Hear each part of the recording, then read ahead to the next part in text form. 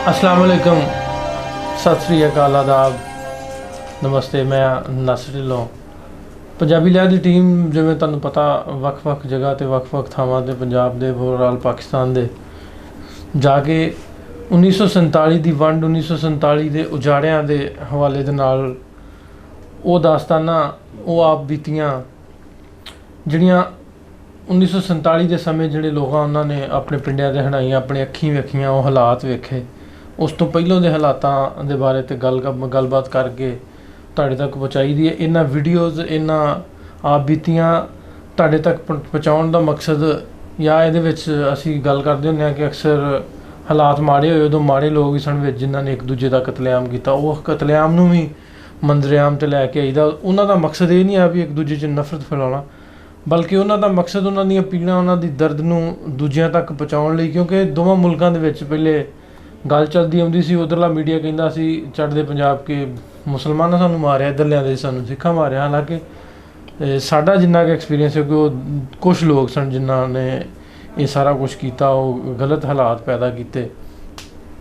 ਅਤੇ ਅਸੀਂ ਕੋਸ਼ਿਸ਼ ਕਰਦੇ ਹਾਂ ਕਿ ਇਹ ਇੱਦਾਂ ਦੁੱਖਾਂ, ਦਰਦਾਂ, ਇਹਨਾਂ ਪੀੜਾਂ ਨੂੰ ਜਿਹੜਾ ਵਾ ਇਹਨਾਂ ਬਜ਼ੁਰਗਾਂ ਦੇ ਨਾਲ ਵੰਡਿਆ ਜਾਵੇ, ਇਹਨਾਂ ਦੇ ਗੱਲਬਾਤ ਪੁੱਛੀ ਜਾਵੇ, ਤੁਹਾਡੇ ਤੱਕ ਪਹੁੰਚਾਈ ਜਾਵੇ ਅਤੇ ਆਉਣ ਵਾਲੇ ਟਾਈਮ, ਆਉਣ ਵਾਲੇ ਸਮੇਂ ਦੇ ਵਿੱਚ ਇੱਕ ਦੂਜੇ ਦੀਆਂ ਗੱਲਾਂ ਸੁਣ ਕੇ ਇੱਕ ਪਿਆਰ, ਮੁਹੱਬਤ ਅਤੇ ਅਮਨ ਦਾ ਮੈਸੇਜ ਜਿਹੜਾ ਵਾ ਅਕਰੋਸ ਦਾ ਬਾਰਡਰ ਦੋਵੇਂ ਪਾਸੇ ਪਹੁੰਚਾਇਆ ਜਾਏ। ਇਸੇ ਹੀ ਸਿਲਸਿਲੇ ਦੀ ਇੱਕ ਕੜੀ, ਇਸੇ ਹੀ ਸਿਲਸਿਲੇ ਦਾ ਇੱਕ ਪ੍ਰੋਗਰਾਮ ਅੱਜ ਲੈ ਕੇ ਤੁਹਾਡੇ ਰੂਬਰੂ ਹਾਜ਼ਰ ਹੋਏ ਹਾਂ ਅਤੇ ਗੱਲ ਕਰਦੇ ਹਾਂ ਬਜ਼ੁਰਗਾਂ ਦੇ ਨਾਲ ਅਤੇ ਉਹਨਾਂ ਨੂੰ ਪੁੱਛਾਂਗੇ ਉਹਨਾਂ ਦੀ ਕਹਾਣੀ, ਉਹਨਾਂ ਦੀ ਆਪ ਬੀਤੀ, ਉਹਨਾਂ ਦੀ ਦਾਸਤਾਨ, ਉਹਨਾਂ ਦਾ ਉਜਾੜੇ ਦਾ ਸਫ਼ਰ, ਕਿੱਥੋਂ ਉੱਠ ਕੇ ਕਿੱਥੇ ਆਏ, ਕਿਵੇਂ ਉਹਨਾਂ ਸਰਵਾਈਵ ਕੀਤਾ, ਉਹ ਸਾਰੇ ਹਾਲਾਤ 'ਤੇ ਝਾਤੀ ਪਾਵਾਂਗੇ ਅਤੇ ਗੱਲ ਕਰਦੇ ਹਾਂ ਬਜ਼ੁਰਗਾਂ ਨਾਲ। ਅਸਲਾਮ ਵਾਲੇਕੁਮ। ਵਾਲੇਕੁਮ ਸਲਾਮ।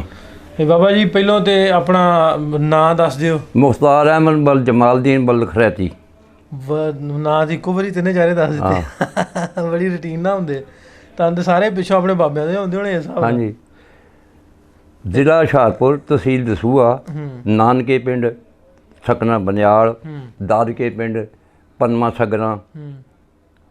ਪੰਨੂਆ ਦਾਦਕਾ ਪਿੰਡ ਤੁਹਾਡਾ ਪੰਨੂਆ ਸਗਰਾਂ। ਪੰਨਵਾ ਸਗਰਾਂ ਸਿੱਖਾਂ ਦੀਆਂ। ਸਿੱਖਾਂ ਦੀ ਇਹ ਕਿੱਥੇ ਪੈਂਦੀ ਆ? ਇਹ ਜ਼ਿਲ੍ਹਾ ਹੁਸ਼ਿਆਰਪੁਰ, ਤਹਿਸੀਲ ਦਸੂਹੇ ਤੋਂ 3 ਕੁ ਮੀਲ ਤਾਂ ਨੂੰ ਪੈਂਦੀਆਂ ਪਹਾੜ ਵਾਲੇ ਪਾਸੇ। ਅੱਛਾ, ਜਿੱਥੇ ਤੁਹਾਡੇ ਨਾਨਕੇ ਉਹ ਕਿਹੜੇ ਪਿੰਡ ਦੇ? ਨਾਨਕੇ ਸਾਡੇ ਥੋੜ੍ਹੇ ਦੂਰ ਤੋਂ ਤਕਰੀਬਨ ਕੋਈ 1.5 ਮੀਲ 2 ਮੀਲ ਦੇ ਨਾਨਕੇ ਪਿੰਡ ਡੋਗਰਾਂ ਦਾ ਪਿੰਡ ਸੀ ਬਨਿਆਲ। ਬੰਦਿਆਲ। ਬਨਿਆਲ ਬਨਿਆਲ ਬਨਿਆਲ ਬਨਿਆਲ। ਇਹ ਵੀ ਉੱਥੇ ਪੈਂਦਾ ਵਾ? ਤਹਿਸੀਲ ਦਸੂਹੇ 'ਚ ਹੀ ਪੈਂਦਾ ਸਾਰਾ ਥਾਂ। ਮੀਰਪੁਰ ਵੀ ਜਿਹੜਾ ਤਹਿਸੀਲ ਦਸੂਹੇ 'ਚ ਪੈਂਦਾ। ਇਹ ਜਿੰਨੇ ਪਿੰਡ ਸੀ ਨਾ ਡੋਗਰਾਂ ਦੇ, ਇਹ 44 ਪਿੰਡ ਸੀ ਡੋਗਰਾਂ ਦੇ।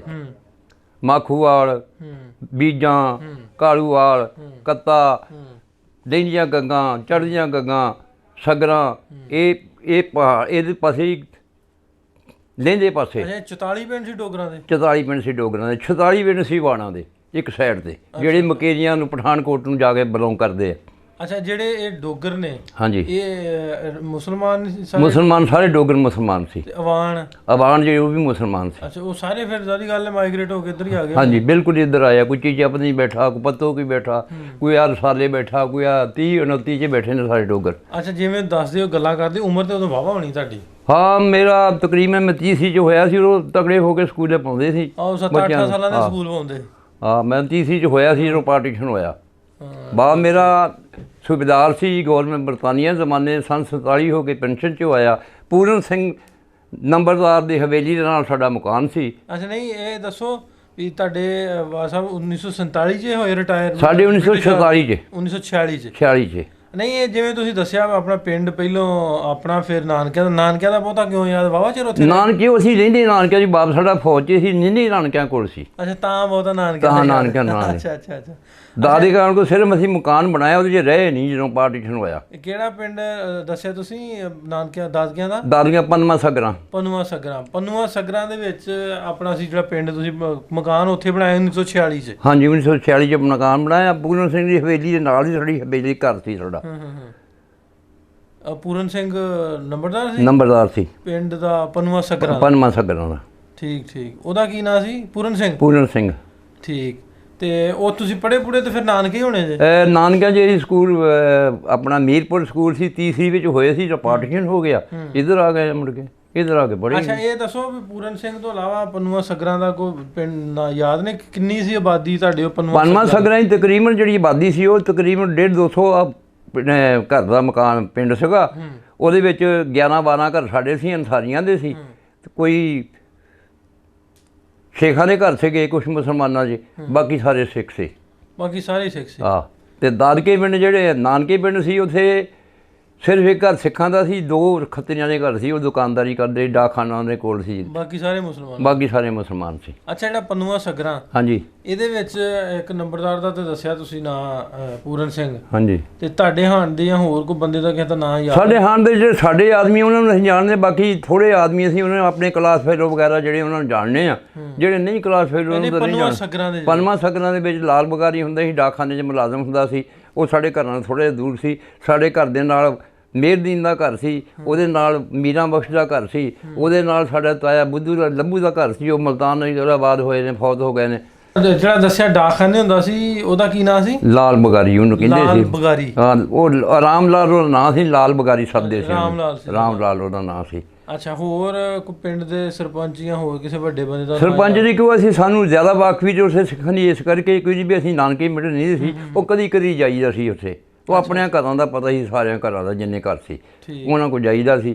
ਬਾਕੀ ਜਿਹੜੇ ਕੋਈ ਮਾੜੇ ਮੋਟੇ ਉਹ ਸੀ ਭੁੱਲ ਭੁੱਲ ਗਏ ਆ। ਅੱਛਾ, ਇਹਦੇ ਤੁਹਾਡੇ ਪਿੰਡ ਦੇ ਜਿਹੜੇ ਸੀ, ਤੁਹਾਡੇ ਪਿੰਡ ਜਿਹੜੇ ਸ਼ੇਖ ਜਾਂ ਅਮਾਨ, ਹਾਂਜੀ, ਜਾਂ ਤੁਹਾਡੀ ਬਰਾਦਰੀ ਇੱਥੇ ਪਾਕਿਸਤਾਨ ਕਿੱਧਰ ਆ ਗਏ, ਕੋਈ ਪਤਾ? ਪਾਕਿਸਤਾਨ 'ਚ ਉਹ 2 ਘਰ ਤਾਂ ਬੈਠੇ ਆ ਕਾੜਿਆਰ, ਇੱਕ ਘਰ ਬੈਠਾ ਮੁਲਤਾਨ, 2 ਘਰ ਬੈਠੇ ਚੀਚਾ ਵਤਨੀ, 4 ਘਰ ਬੈਠੇ ਅਸੀਂ ਇੱਥੇ ਫੈਸਲਾਬਾਦ 'ਚ, ਇਸਲਾਮ ਨਗਰ 'ਚ। ਇਸਲਾਮ ਨਗਰ ਜਿਹੜੇ ਸ਼ੇਖਾਂ ਦੇ ਘਰ ਹੈ ਉਹਨਾਂ ਦਾ ਪਤਾ? ਸ਼ੇਖਾਂ ਦੇ ਘਰ ਜਿਹੜੇ ਉਹ ਵੀ ਇੱਥੇ ਕਧਾਲੀਆਂ ਦਾ ਹੱਦਾ ਹੈ, ਇਸਲਾਮ ਨਗਰ ਨਿਊ ਸਿਵਲ ਲਾਈਨ ਚੂਲਸੇ ਬੈਠੇ ਨੇ। ਬਾਕੀ ਮਰ ਮੁੱਕ ਗਏ ਨੇ ਜਦੋਂ ਆਏ ਆ ਉਦੋਂ ਦੇ। ਨਹੀਂ, ਉਹ ਸ਼ੇਖਾਂ ਇੱਥੇ ਹੀ ਆਏ ਸਾਰੇ? ਇੱਥੇ ਹੀ ਆਏ ਸਾਰੇ ਫੈਸਲਾਬਾਦ। ਹਾਂਜੀ, ਠੀਕ ਠੀਕ ਠੀਕ। ਅੱਛਾ, ਇਹ ਦੱਸਿਓ ਵੀ ਜਿਹੜੇ ਪਿੰਡ ਆਪਣੇ ਦੇ ਸਰਦਾਰ ਸੀ, ਉਹਨਾਂ ਦੀ ਆਬਾਦੀ ਮੈਜੋਰਿਟੀ ਉਹਨਾਂ ਦੀ ਸੀ ਜ਼ਿਆਦਾ? ਮੈਜੋਰਿਟੀ ਉਹ ਸਾਰੇ ਪਿੰਡ ਜਿਹੜੇ ਸੀ, ਦੇਖੋ ਜੀ, ਪੰਨਵਾ ਸਗਰਾਂ, ਜਲੋਟੇ, ਚੰਡੀਦਾਸ, ਤੇ ਆਪਣਾ ਉਹ ਪਿੰਡ ਦਾ ਨਾਂ ਸੀ ਧਿਆੜੇ, ਪੱਥੀ, ਇਹ ਸਾਰੇ ਸਿੱਖਾਂ ਦੇ ਪਿੰਡ ਸੀ। ਇਹ ਪੱਟੀ ਸਾਰੀ ਸਿੱਖਾਂ ਦੀ ਸੀ। ਇਸ ਤਰ੍ਹਾਂ ਇਹ ਜਿਹੜੀ ਪੱਟੀ ਸੀ ਮੁਸਲਮਾਨਾਂ ਦੀ ਸੀ, ਇੱਧਰਲੀ ਲੈਂਦੇ ਹੱਥ ਜਿਹੜੀ। ਅੱਛਾ, ਲਾਗੇ ਮੁਸਲਮਾਨਾਂ ਦੇ ਕਿਹੜੇ ਪਿੰਡ ਸੀ ਪੰਨੂਆ ਸਗਰਾਂ ਦੇ, ਉਹ ਪਤਾ ਹੋਣਾ? ਪੰਨੂਆ ਸਗਰਾਂ ਦੇ ਪਿੰਡ ਉਹ ਬਨਿਆਲ ਸੀਗਾ, ਬੀਜਾਂ ਸੀਗੀਆਂ, ਕਾਲੂਵਾਲ ਸੀ, ਕਤੋਵਾਲ ਸੀ, ਮੀਰਪੁਰ ਸੀ, ਇਹ ਮੁਸਲਮਾਨਾਂ ਦੇ ਸਾਰੇ। ਕਤੋਵਾਲ ਸੀ ਤੇ ਆਪਣਾ ਰਿੰਝਾਂ ਗੱਗਾਂ ਸੀ, ਚੜ੍ਹਦੀਆਂ ਗੱਗਾਂ ਸੀ, ਸਾਰੇ ਮੁਸਲਮਾਨਾਂ ਦੇ ਪਿੰਡ ਸੀ। ਅੱਛਾ, ਉਸ ਤੋਂ ਬਾਅਦ ਕਿਤੇ ਕੋਈ ਐਸਾ ਹੋਇਆ ਹੋਵੇ ਇਤਫਾਕ ਵੀ ਜਿਹੜੇ ਇਹਨਾਂ ਪਿੰਡਾਂ ਦੇ ਲਾਗੇ ਲਾਗੇ ਕਿਸੇ ਜਾਣਦੇ ਤੇ ਹੋਈਦਾ ਹੀ ਨਾ, ਫਲਾਣੇ ਪਿੰਡ ਫਲਾਣੇ ਰਹਿੰਦੇ, ਇੱਧਰ ਕੋ ਆ ਕੇ ਟੱਕਰਿਆ ਵੀ ਇੱਥੇ ਬੈਠੇ ਆ ਇੱਥੇ? ਹਾਂ, ਕਾਫੀ ਜਿਹੜੇ ਆਦਮੀ ਆ, ਕਾਫੀ ਤੋਂ ਜ਼ਿਆਦਾ ਮਿਲਦੇ ਜੁਲਦੇ ਵੀ ਅਸੀਂ ਆਪਣੇ ਅਜੀਜ਼ਾਂ ਨੂੰ ਮਿਲਦੇ ਜੁਲਦੇ ਹਾਂ। ਬਾਕੀ ਜਿਹੜੇ ਆਦਮੀ ਉਹਨਾਂ ਨੂੰ ਵੀ ਪਤਾ ਹੈ ਵੀ ਕਿਹੜੇ ਕਿਹੜੇ ਆਦਮੀ ਕਿਹੜੇ ਪਿੰਡ ਦੇ। ਹਾਂ, ਬਨਿਆਲ ਜਿਹੜਾ ਪਿੰਡ ਸੀ ਨਾ, ਉਹ ਡੋਗਰਾਂ ਦਾ ਪਿੰਡ ਸੀ। ਉੱਥੇ ਬਨਿਆਲ ਦੇ ਜਿਹੜੇ ਆਦਮੀ ਨੇ ਉਹ ਇੱਥੇ ਰਹਿੰਦੇ ਨੇ। ਤਕਰੀਬਨ ਇੱਕ ਘਰ ਬੈਠਾ ਧਰਮਕੋਟ। ਧਰਮਕੋਟ ਕਿੱਥੇ? ਚੋਬੇ, ਤਹਿਸੀਲ ਚੋਬੇ 'ਚ। ਇੱਕ ਘਰ ਬੈਠਾ ਹੈ ਖਾਕੀ ਲੱਕੀ, ਇੱਕ ਘਰ ਬੈਠਾ ਹੈ ਚੀਚਾਵਤੀ ਕਠੋਆਲ, ਇੱਕ ਘਰ ਬੈਠਾ ਹੈ ਮੁਲਤਾਨ। ਬਸ ਇਸ ਕਰਕੇ 4 ਕੁਨਬੇ ਸੀ। ਉਹ ਹੁਣ ਤਾਂ ਕਾਫੀ ਕੁਨਬੇ ਹੋ ਗਏ ਗਾੜੀ, ਉਦੋਂ 4 ਹੀ ਸੀ। ਇਹ ਬਨਿਆਲ ਦੇ ਜਿਹੜੇ? ਇਹ ਬਨਿਆਲ ਦੇ ਸੀ। ਠੀਕ। ਹੋਰ ਕਿਸੇ ਦਾ ਕੋਈ ਪਤਾ ਹੋਵੇ? ਹੋਰ ਬਨਿਆਲ ਦਾ ਲਛਮਣ ਦਾਸ ਹੁੰਦਾ ਸੀ ਹਜਾਮ, ਉਹਦਾ ਬੇਟਾ ਸੀ ਰੱਖਾ। ਉਹ ਇੱਥੇ ਫੈਸਲਾਬਾਦ ਰੇਲ ਬਾਜ਼ਾਰ 'ਚ ਉਹਦੀ ਦੁਕਾਨ ਸੀ ਪਾਰਟੀਸ਼ਨ ਤੋਂ ਪਹਿਲਾਂ ਹਜਾਮ ਦੀ। ਉਹਦੇ ਬੇਟੇ ਸੀ ਸੋਹਣ ਲਾਲ, ਮੋਹਨ ਲਾਲ ਤੇ ਗੋਪਾਲ। ਉਹ ਮੇਰੇ ਕਲਾਸ ਫੈਲੋ ਸੀ ਤਿੰਨੋਂ। ਠੀਕ ਠੀਕ। ਇੱਕ ਪ੍ਰਕਾਸ਼ ਸੀਗਾ, ਉਦੋਂ ਉਹਨਾਂ ਨੂੰ ਚਮਾਰ ਸਾਧਦੇ ਸੀ, ਹੁਣ ਉਹਨਾਂ ਦਾ ਨਾਂ ਕੋਈ ਬਦਲ ਦਿੱਤਾ ਉਹਨਾਂ ਨੇ ਬਾਅਦ 'ਚ। ਉਹ ਪ੍ਰਕਾਸ਼ ਮੁੰਡਾ ਉਹਨਾਂ ਦਾ। ਇਹ ਤੁਸੀਂ ਜਿਹੜੇ ਦੱਸੇ ਬਨਿਆਲ ਦੇ? ਇਹ ਬਨਿਆਲ ਦੇ, ਨਾਨਕਿਆਂ ਦੇ ਪਿੰਡ ਦੇ। ਤੁਹਾਡੇ ਨਾਨਕਿਆਂ ਦੇ? ਹਾਂਜੀ, ਬਨਿਆਲ ਦੇ। ਹਾਂਜੀ, ਠੀਕ ਹੋ ਗਿਆ। ਤੇ ਅੱਛਾ, ਇਹ ਬਨਿਆਲ ਦੇ ਲਾਗੇ ਲਾਗੇ ਜਿਹੜੇ ਪਿੰਡਾਂ ਦੇ ਸਰਦਾਰ ਸੀ, ਜਿਹੜੇ ਜਿਵੇਂ ਤੁਸੀਂ ਬਨਿਆਲ ਦੇ ਆਸੇ ਆਲੇ ਦੁਆਲੇ ਦਾ ਪਤਾ ਹੋਣਾ ਨਾ ਪਿੰਡਾਂ ਦਾ? ਬਿਲਕੁਲ ਪਤਾ ਜੀ। ਤੇ ਉੱਥੇ ਆ ਫਲਾਣਾ ਲੰਬੜਦਾਰ ਆ, ਫਲਾਣਾ ਸਰਪੰਚ। ਦੇਖੋ ਜੀ, ਸਾਡੇ ਲਾਗੇ ਚੌਧਰੀ ਅਜੇਪੁਰ ਹੋਇਆ ਸੀ, ਖਲੋਤਾ ਸੀ ਮੁਸਲਿਮ ਲੀਗ 'ਚ ਇਲੈਕਸ਼ਨ 'ਤੇ। ਕਿਹੜੇ ਪਿੰਡ ਦਾ? ਇਹ ਕੋਲੀਆਂ ਦਾ ਪਿੱਛੋਂ। ਕੈਪਟਨ ਨਹੀਂ, ਕੋਲੀਆਂ। ਉਹ ਕੈਪਟਨ ਸਾਹਿਬ ਦਾ ਪਿਓ ਸੀ। ਅੱਛਾ। ਇਹ ਖਲੋਤਾ ਸੀ ਸਾਡੇ ਲਾਗੇ ਮੁਸਲਿਮ ਲੀਗ ਦੇ ਇਲੈਕਸ਼ਨ 'ਚ, ਪਾਰਟੀਸ਼ਨ ਜਦੋਂ ਹੋਇਆ। ਹੋਰ ਪਿੰਡ ਦੇ ਸਾਡੇ ਜਿਹੜੇ ਨੰਬਰਦਾਰ ਸੀ, ਉਹ ਕਈਆਂ ਦਾ ਨਾਂ ਯਾਦ ਹੈ, ਹੁਣ ਕਈਆਂ ਦਾ ਨਾਂ ਯਾਦ ਨਹੀਂ। ਬਨਿਆਲ ਦਾ ਨੰਬਰਦਾਰ ਕੌਣ? ਬਨਿਆਲ ਦਾ ਨੰਬਰਦਾਰ ਸੀ ਮੁਹੰਮਦ ਸੀਗਾ। ਉਹਦੀ ਘਰ ਦੇ ਦਾ ਨਾਂ ਸੀ ਨੱਥੀ। ਇਹ ਕਿੱਥੇ ਆਏ ਇੱਧਰ? ਇਹ ਬੈਠੇ ਨੇ ਆਪਣੇ ਚੀਚਾ ਵਤਨੀ 41 ਚੱਕ 'ਚ। ਚੀਚਾ ਵਤਨੀ 41 ਚੱਕ? ਹਾਂ, ਡੋਗਰ। ਠੀਕ। ਇਹ ਡੋਗਰ ਨੇ? ਹਾਂਜੀ। ਉਹਨਾਂ ਦਾ ਪੁੱਤ ਕੈਪਟਨ ਹੋ ਕੇ ਰਿਟਾਇਰ ਹੋਇਆ। ਹੁਣ ਸਾਡੇ ਨਾਲ ਹੀ ਪੜ੍ਹਦਾ ਹੁੰਦਾ, ਇੱਦਾਂ ਪੜ੍ਹਦਾ ਰਿਹਾ, ਅਸੀਂ ਛੱਡ ਦਿੱਤਾ ਉਦੋਂ ਹੀ। ਕੋਈ ਬਾਪ ਸਾਡਾ ਫੌਤ ਹੋ ਗਿਆ ਸੰਤ। ਬਨਿਆਲ ਦੀਆਂ ਪੱਤੀਆਂ ਕਿੰਨੀਆਂ ਸੀ? ਬਨਿਆਲ ਦੀਆਂ ਪੱਤੀਆਂ ਸੀ 3। ਨੰਬਰਦਾਰ ਵੀ 3 ਹੋਣੇ? ਨਹੀਂ, ਉਦੋਂ ਨੰਬਰਦਾਰ ਇੱਕ ਹੁੰਦੇ ਪੱਤੀਆਂ 3 ਸੀ, ਇੱਕ ਪਾਸੇ ਹਿੰਦੂ ਰਹਿੰਦੇ ਸੀ, ਚਮਾਰ ਜਿਹਨਾਂ ਨੂੰ ਕਹਿੰਦੇ ਸੀ। ਅੱਜ ਕੱਲ੍ਹ ਤਾਂ ਉਹਨਾਂ ਨੇ ਨਾਮ ਬਦਲ ਦਿੱਤਾ। ਇੱਕ ਪਾਸੇ ਰਹਿੰਦੇ ਸੀ ਅੰਸਾਰੀ, ਇੱਕ ਪਾਸੇ ਰਹਿੰਦੇ ਡੋਗਰ ਸਾਰੇ। ਅੱਛਾ, ਇਹ ਜਿਹੜੇ ਤੁਹਾਡੇ ਬਨਿਆਲ ਦੇ ਖੱਤਰੀਆਂ ਦੇ ਜਿਹੜੇ ਘਰ ਸੀ ਉਹਨਾਂ ਦਾ? ਉਹ 2 ਘਰ ਸੀ ਜੀ, ਇੱਕ ਰਾਮ ਲਾਲ ਸੀ, ਇੱਕ ਰਾਮਚੰਦ ਸੀ। ਰਾਮਚੰਦ ਕਰਿਆਨੇ ਦੀ ਦੁਕਾਨ ਕਰਦੇ, ਰਾਮ ਲਾਲ ਵੀ ਕਰਿਆਨੇ ਦੀ ਦੁਕਾਨ ਦੇ ਨਾਲ ਉਹਦੇ ਕੋਲ ਡਾਕਖਾਨਾ ਸੀ। ਅੱਛਾ, ਸਿੱਖਾਂ ਦਾ ਘਰ ਸੀ ਇੱਕ, ਦੱਸਦੇ ਤੁਸੀਂ? ਇੱਕ ਸਿੱਖਾਂ ਘਰ ਲੋਹਾਰਾਂ ਦਾ ਸੀ, ਪ੍ਰਕਾਸ਼ ਉਹਦਾ ਪੁੱਤਰ ਦਾ ਨਾਂ ਸੀ ਪ੍ਰਕਾਸ਼ ਸਿੰਘ, ਤੇ ਉਹਦਾ ਨਾਂ ਸੀ ਅਜੀਤ ਸਿੰਘ। ਅੱਛਾ ਅੱਛਾ ਅੱਛਾ, ਉਹ ਲੋਹਾਰਾਂ ਦਾ ਕੰਮ ਕਰਦੇ ਸੀ। ਬਸ ਇਹ ਦੋ ਹੀ ਘਰ ਸੀ ਉੱਥੇ। ਅੱਛਾ, ਇਹਦੇ ਵਿੱਚ ਜਿਵੇਂ ਪੰਨੂਆ ਸਗਰਾਂ ਅਤੇ ਬਨਿਆਲ, ਹਾਂਜੀ, ਇਹਦੇ ਵਿੱਚ ਮਿਕਸ ਸੀ ਬਰਾਦਰੀਆਂ, ਮੁਸਲਮਾਨ ਵੀ, ਸਿੱਖ? ਹਾਂਜੀ, ਮਿਕਸ ਬਰਾਦਰੀਆਂ ਸੀ, ਲੇਕਿਨ ਜਿੱਥੇ ਸਿੱਖਾਂ ਦਾ ਪਿੰਡ ਸੀ ਉੱਥੇ ਮੁਸਲਮਾਨ ਥੋੜ੍ਹੇ ਸੀ, ਜਿੱਥੇ ਮੁਸਲਮਾਨਾਂ ਦਾ ਪਿੰਡ ਸੀ ਉੱਥੇ ਹਿੰਦੂ ਥੋੜ੍ਹੇ ਸੀ। ਅੱਛਾ, ਜਿਹੜਾ ਤੁਹਾਡਾ ਪਿੰਡ ਸੀ ਸਗਰਾ ਪੰਨੂਆ, ਇੱਥੇ ਮਸਜਿਦ ਹੈਗੀ ਸੀ ਕੋਈ ਮਸਜਿਦ? ਨਹੀਂ, ਸਾਡੇ ਉੱਥੇ ਮਸਜਿਦ ਕੋਈ ਨਹੀਂ ਸੀ, ਗੁਰਦੁਆਰਾ ਹੀ ਸਾਡੇ ਨਾਲ, ਮਸਜਿਦ ਨਹੀਂ ਸੀ ਹੈਗੀ। ਗੁਰਦੁਆਰਾ ਹੈ ਸੀ? ਤੇ ਇੱਥੇ ਬਨਿਆਲ 'ਚ ਮਸਜਿਦ ਹੈ ਸੀ, ਗੁਰਦੁਆਰਾ ਨਾਲ ਸੀ। ਅੱਛਾ, ਇਹਨਾਂ ਦੋਵਾਂ ਪਿੰਡਾਂ 'ਚ ਤੁਸੀਂ ਰਹੇ ਜੇ, ਇਸ ਤਰ੍ਹਾਂ ਦਾ ਕੋਈ ਹੈ ਸੀ ਸੀਨ ਵੀ ਪਹਿਲਾਂ ਕੋਈ ਇੱਕ ਦੂਜੇ ਨੂੰ ਜਾਂ ਕੋਈ ਮਜ਼ਹਬੀ ਆਜ਼ਾਦੀ ਨਾ ਹੋਵੇ, ਇਸ ਤਰ੍ਹਾਂ ਦਾ ਕੋਈ ਚੱਕਰ? ਨਹੀਂ, ਉਦੋਂ ਕੋਈ ਨਹੀਂ ਸੀ ਆਜ਼ਾਦੀ। ਹੁਣ ਤਾਂ ਮਜ਼ਹਬੀ ਚੱਕਰ ਹੁਣ ਆ ਕੇ ਚੱਲੇ, ਉਦੋਂ ਜ਼ਿਆਦਾ ਇੰਨਾ ਚੱਕਰ ਨਹੀਂ, ਉਦੋਂ ਤਸੱਬੁਪੁਣਾ ਨਹੀਂ ਸੀ ਹੁੰਦਾ। ਉਦੋਂ ਜਿਹੜੇ ਸਿੱਖ ਸੀ ਉਹ ਮੁਸਲਮਾਨਾਂ ਦਾ ਕਦਰ ਕਰਦੇ ਸੀ, ਮੁਸਲਮਾਨ ਸੀ ਉਹ ਸਿੱਖਾਂ ਦਾ ਅਦਬ ਕਰਦੇ ਸੀ ਸਾਰੇ। ਜੇ ਕੋਈ ਸਿੱਖ ਆ ਜਾਣਾ ਕਹਿਣਾ ਲੁਕ ਜਾਓ ਪੈਣੀ ਜਾਵੇ, ਜੋ ਮੀਆਂ ਜੀ ਸਰਦਾਰ ਜੀ ਆ ਗਏ, ਜੇ ਮੀਆਂ ਆ ਗਿਆ ਕੋਈ ਕਹੇ ਲੁਕ ਜਾਓ ਮੀਆਂ ਜੀ ਆ ਗਏ, ਜੇ ਕੋਈ ਖੱਤਰੀ ਆ ਗਿਆ, ਰਾਮ ਲਾਲ ਆ ਗਿਆ, ਲੁਕ ਜਾਓ ਕੁੜੀ ਜਾਵੇ ਲੁਕ ਜਾਓ, ਉਹ ਲੁਕ ਜਾਂਦੇ ਸੀ ਸਾਰੇ। ਇਹ ਨਹੀਂ ਨਿੱਕੇ ਨੰਦਾਨਾਂ ਨੂੰ ਡਰਾਉਣਾ ਤੇ ਉਹਨਾਂ ਨੇ ਲੁਕ ਜਾਣਾ ਸਾਰਿਆਂ ਨੇ ਵੀ ਕਹਿ ਨਾ ਦੇਣ। ਉਦੋਂ ਇਹ ਨਹੀਂ ਸੀ ਹੁੰਦਾ ਵੀ ਕੋਈ ਇਹ ਕਹੇ ਵੀ ਲੈ ਵੀ ਇਹ ਕੌਣ ਹੈ ਜਾਂ ਕੌਣ ਨਹੀਂ। ਜੇ ਘਰੋਂ ਮੈਂ ਕਿਸੇ ਨੇ ਕੁਛ ਕਿਹਾ ਨਾ, ਮੈਂ ਘਰ ਜਾ ਕੇ ਦੱਸਿਆ, ਘਰੋਂ ਵੀ ਮੈਨੂੰ ਮਾਰ ਪੈਣੀ ਵੀ ਤੂੰ ਵੱਡਿਆਂ ਦੇ ਗਾੜੀ ਬੋਲਿਆ ਹੋਣਾ, ਭਾਵੇਂ ਸੱਚੇ ਹੀ ਹੋਈਏ। ਉਦੋਂ ਇਹ ਨਹੀਂ ਸੀ ਹੁੰਦਾ ਮਜ਼ਹਬੀ ਤਸੱਬੁਪ ਕੋਈ ਨਹੀਂ ਸੀ। ਆਹ ਪਾਰਟੀਸ਼ਨ ਜਦੋਂ ਹੋਇਆ, ਅਸੀਂ ਜਦੋਂ ਉੱਠ ਕੇ ਆਏ ਹਾਂ, ਪਹਿਲਾਂ ਸਾਡਾ ਦਸੂਹੇ ਕੰਪ ਲੱਗਾ, ਉਦੋਂ ਕੋੜੀਆਂ ਲਾਬਲਪੁਰ ਧੋਗੜੀ ਤੁਰ ਕੇ ਆਏ ਅਸੀਂ। ਰਾਜ ਸਾਨੂੰ ਜਥਾ ਪਿਆ ਮੂਣਕਾਂ 'ਚ, ਉੱਥੇ ਸਾਡੇ 3 ਜੀ ਸ਼ਹੀਦ ਹੋ ਗਏ। ਕੌਣ ਕੌਣ? ਇੱਕ ਮੇਰਾ ਫੁੱਫੜ ਸ਼ਹੀਦ ਹੋਇਆ, ਇੱਕ ਮੇਰੀ ਨਾਨੀ ਸ਼ਹੀਦ ਹੋਈ, ਇੱਕ ਮੇਰਾ ਚਾਚਾ ਸਹੁਰਾ ਸ਼ਹੀਦ ਹੋਇਆ ਉੱਥੇ। ਉਹ ਕਿੱਥੋਂ ਦੇ ਸੀ ਜਿਨ੍ਹਾਂ ਨੇ ਕੀਤਾ, ਕੋ ਹੈ ਪਤਾ? ਉਹ ਇੱਕ ਦਾ ਸਗਨਾ ਪਨਵਾ ਦਾ ਸੀਗਾ, ਆਪਣੇ ਦਾ ਲਿੰਜੀਆਂ ਗੱਗਾਂ ਦਾ ਮਾਸੜ ਮੇਰਾ ਉੱਥੇ ਦਾ ਸੀ, ਤੇ ਜਿਹੜਾ ਦੂਸਰਾ ਸੀਗਾ ਉਹ ਸੀ ਖਾਨਪੁਰ ਦਾ। ਨਹੀਂ, ਉਹ ਜੱਸੇ ਵਾਲਿਆਂ ਦਾ ਕੋਈ ਪਤਾ ਕਿੱਥੋਂ? ਜੱਸੇ ਵਾਲਾ ਮੂਣਕਾਂ 'ਚ ਪਿਆ ਸੀ, ਸਿੱਖਾਂ ਦਾ ਜੱਸਾ ਪਿਆ ਸੀ, ਸਿੱਖ ਸਾਰੇ ਇਕੱਠੇ ਹੋਏ ਸੀ, ਪਤਾ ਨਹੀਂ ਉਹ ਕਿਹੜੇ ਪਿੰਡ ਦੇ ਸੀ। ਇੱਧਰਲੇ ਪਾਸੇ ਲੈਨ ਸੀ, ਇੱਧਰਲੇ ਪਾਸੇ ਮੂਣਕਾਂ ਦਾ ਰਾਹ ਸੜਕ ਜਾਂਦੀ ਸੀ ਕੱਚੀ, ਉਹਦੇ ਉੱਪਰ ਦੀ ਜਾਂਦਾ ਸੀ ਲਾਬਲਪੁਰ ਧੋਗੜੀ ਨੂੰ ਕਾਫਲਾ ਸਾਡਾ। ਫਿਰ ਲਾਬਲਪੁਰ ਧੋਗੜੀ ਨੇ ਉਠਾਇਆ, ਫਿਰ ਸਾਡਾ ਕੰਪ ਲੱਗਾ ਹੈ, ਇਹਨਾਂ ਲਾਇਆ ਬਿਆਸਾ 'ਤੇ।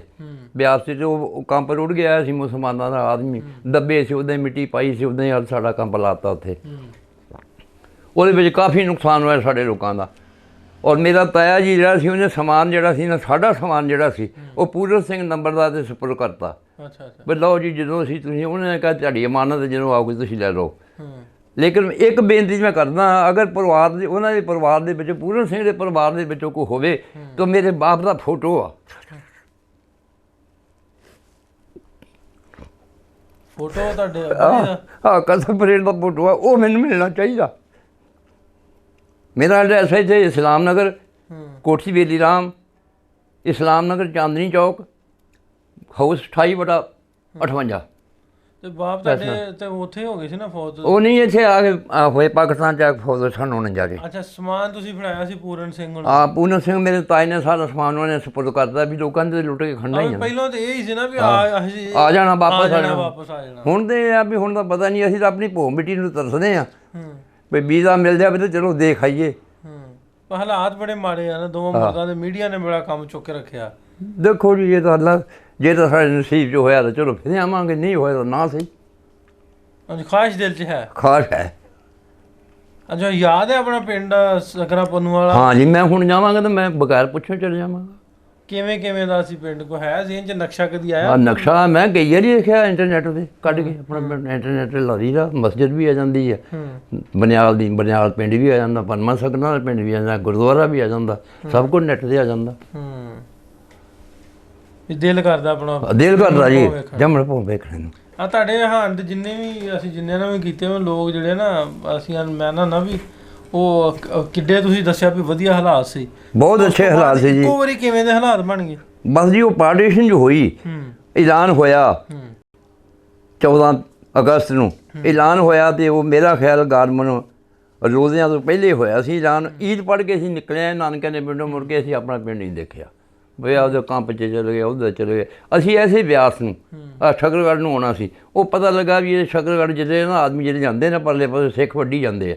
ਇੱਧਰੋਂ ਫਿਰ ਅਸੀਂ ਮੁੜ ਕੇ ਦਸੂਹੇ ਨੂੰ ਗਏ ਆ ਪੈਦਲ, ਅਤੇ ਉਸ ਸਮੇਂ ਕੰਪ 'ਚ ਰਲ ਕੇ ਇੱਧਰ ਆਏ ਆ। ਕੈਂਪ ਦੇ ਨਾਲ ਆਏ? ਆਹ ਠੀਕ, ਪੈਦਲ ਆਏ ਆ। ਥੋੜ੍ਹਾ ਜਿਹਾ ਇਹਦੇ 'ਚ ਦੱਸੋਗੇ ਵੀ ਜਿਵੇਂ ਤੁਸੀਂ ਦੱਸਦੇ ਹੋ ਤੁਹਾਡੇ ਕਹਿਣ ਦੇ ਮੁਤਾਬਕ ਵੀ ਮਜ਼ਹਬੀ ਤਾਸਬ ਕੋਈ ਨਹੀਂ ਸੀ, ਇੱਕ ਦੂਜੇ ਦਾ ਹਿਆ ਇੰਨਾ ਸੀ ਵੀ ਬੱਚੇ ਵੇਖ ਕੇ ਵੱਡਿਆਂ ਨੂੰ ਰੋਕ ਜਾਂਦੇ ਸੀ। ਇਹ ਨਹੀਂ ਜੀ ਮੈਨੂੰ ਪਤਾ ਵੀ ਉਦੋਂ ਕੀ ਗੱਲ ਸੀ ਜਾਂ ਕੀ ਨਹੀਂ ਸੀ ਗੱਲ। ਜੇ ਹੁਣ ਜੇ ਉਹ ਮੁਆਵਜ਼ਾ ਦੇਖਿਆ ਜਾਵੇ ਨਾ, ਹੁਣ ਦੀ ਬਨਿਸਬਤ ਉਹ ਬਹੁਤ ਪਿਆਰ ਸੀ।